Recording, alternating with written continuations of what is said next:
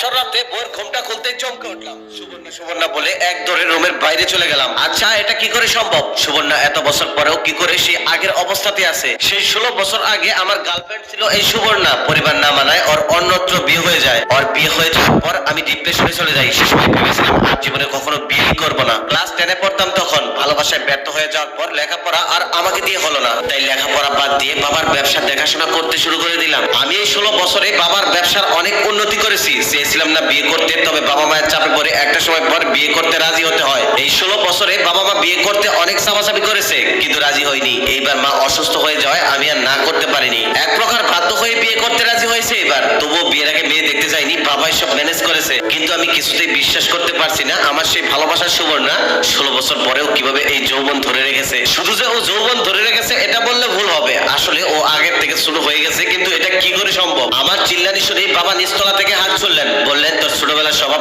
এখনো গেল না, এখনই রুমে যা, আজকে বিয়ের দিন কোনো ঝামেলা যাচ্ছে না। রেগে মেগে বাবা এই কথাটি বললেন। আমি বাবাকে ভীষণ ভয় পাই, তাই দৌড়ে রুমে চলে গেলাম। রুমে গিয়ে দেখি আমার নতুন বউ বাসর করে বসে বসে কান্না করতেছে। আমি রুমে ঢুকে বললাম, কি হয়েছে তোমার, তুমি কান্না করছো কেন? বউ তখন বলল, আমার মায়ের নাম হচ্ছে সুবর্ণা। আপনি আমার মায়ের নাম জানলেন কেমনে? আমি তখন কিছুটা ঘাবড়ে গিয়ে জিজ্ঞেস করলাম মানে? আমার বউ তখন বলল, আমার মায়ের নাম হচ্ছে সুবর্ণা, আর আমি হুবহু দেখতে একদম আমার মায়ের মতোই হয়েছি। কথাটা শুনেই আমি মাথায় হাত দিয়ে ফ্লোরে বসে পড়ি আর সাথে সাথে জ্ঞান হারিয়ে ফেলি। সে রাতে আমার আর জ্ঞান ফেরেনি। গল্পটা কাল্পনিক হলেও এই গল্পের সাথে বাস্তবতার অনেক মিল আছে।